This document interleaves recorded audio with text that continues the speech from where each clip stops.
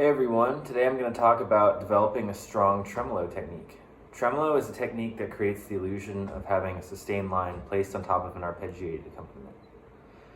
This technique requires a ton of practice, so it's important to stay as relaxed as possible both when practicing this technique slowly and performing a tremolo piece at full speed. It's really easy to tense up as you progress through a practice session or performance, so force yourself to move around and adjust your seating position if needed, and be constantly aware of your body. The first thing I'm going to talk about is thumb movement. The thumb has three joints: the wrist joint here, middle joint, and tip joint. With that being said, I try to think of the thumb without the tip and middle joints, essentially starting at the wrist joint and ending at the tip of your thumbnail. So it moves as a unit from here to here, like this.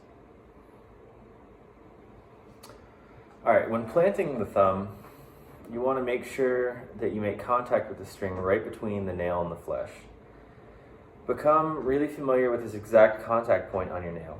Developing a consistent contact point will give you an added sense of security and a more consistent sound production. The thumb should be moving in continuous motion. What I mean by that is it's constantly moving in the direction of the next string to be played. So there shouldn't be any point of jerky motion. Really think about how your thumb moves from string to string, and I'll demonstrate now. All from the wrist joint, no hand movement.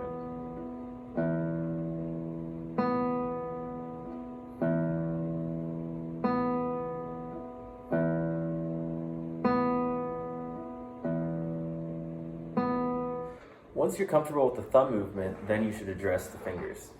So when practicing this at first, try this exercise.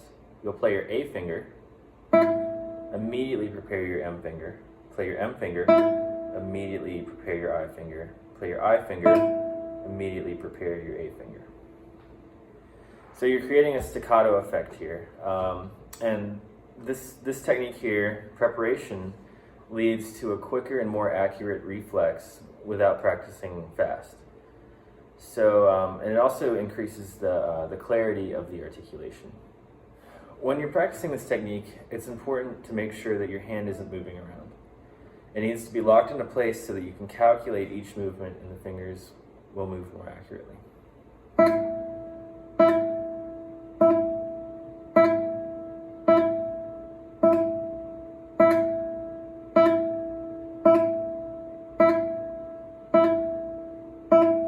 Once you've got the thumb and fingers figured out independently, you can start to put them together.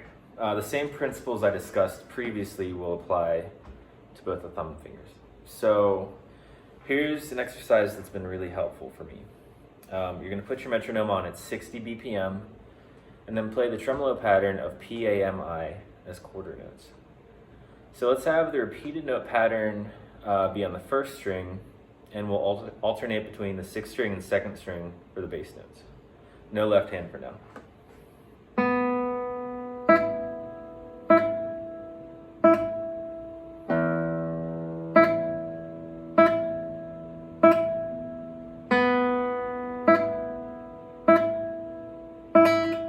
Oh, we just messed up. You don't want that.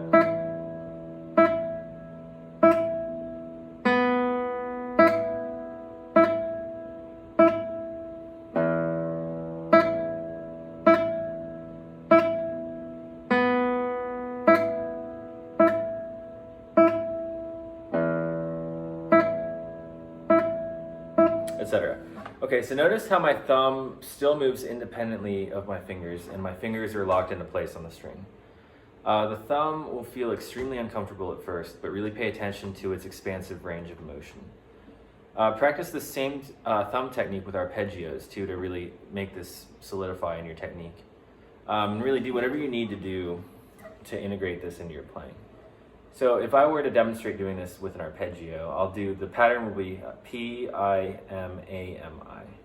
Just watch my thumb here and my fingers, how they stay in place.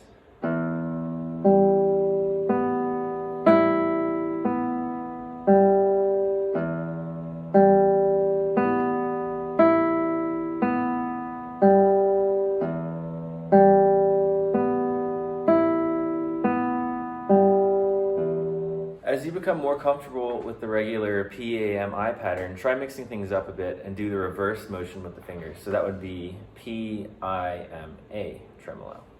So doing the same exercise that I did before, it'll sound like this.